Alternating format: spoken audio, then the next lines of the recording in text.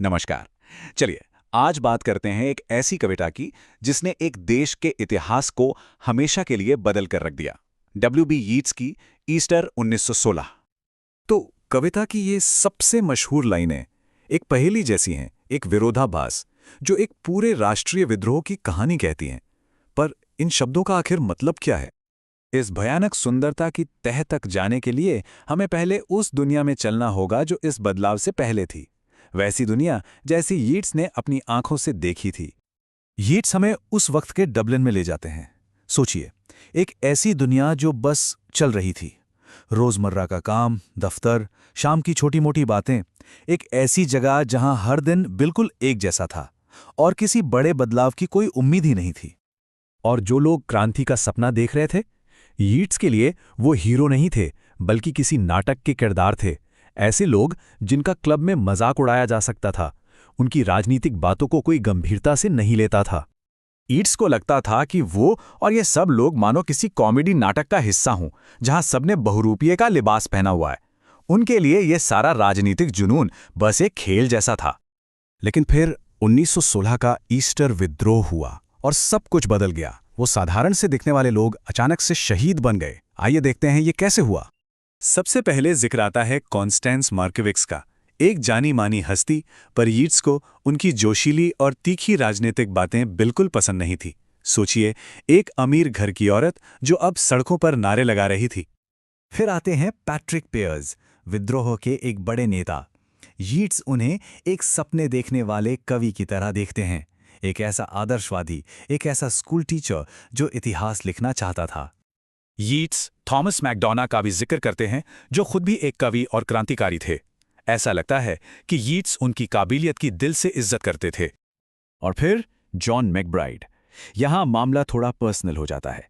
ये यीट्स की प्रेमिका मॉड गॉन के पूर्व पति थे, एक ऐसा आदमी जिससे यीट्स सच कहें तो नफरत करते थे। और यही तो सबसे बड़ी बात है।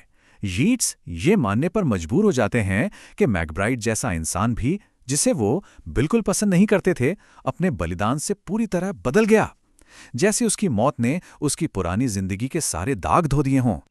तो ये बदलाव आखिर था कैसा? इसे समझाने के लिए यीट्स एक बहुत ही पावरफुल इमेज का इस्तेमाल करते हैं। वो कहते हैं, एक तरफ है जिंदगी जो एक नदी की तरह हर पल बदलती रहती है, बहती रहती है, और दूसरी तरफ है ये क्रांतिकारी जो एक पत्थर की तरह हैं, एक मकसद के लिए इतने पक्के, इतने अटूट कि वो जिंदगी के बहाव के बीच में जम गए हैं। पर यहीं पर एक बेचैनी भी है।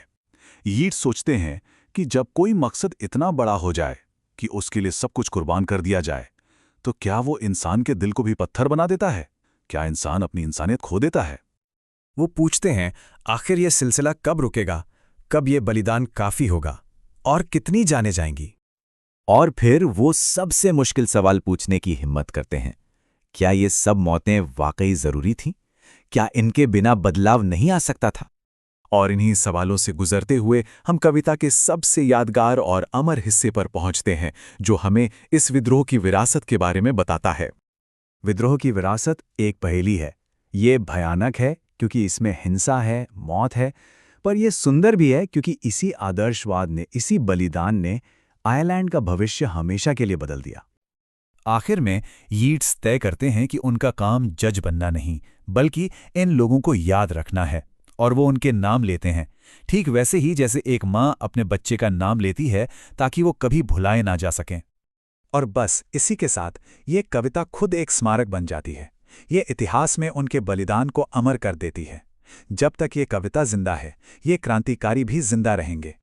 तो आखिर में ये कविता हमें एक गहरे सवाल के साथ छोड़ जाती है कि कैसे कला का बस एक काम, शब्दों की ताकत, एक जटिल और खूनी हकीकत को एक शक्तिशाली राष्ट्रीय कहानी में बदल सकती है।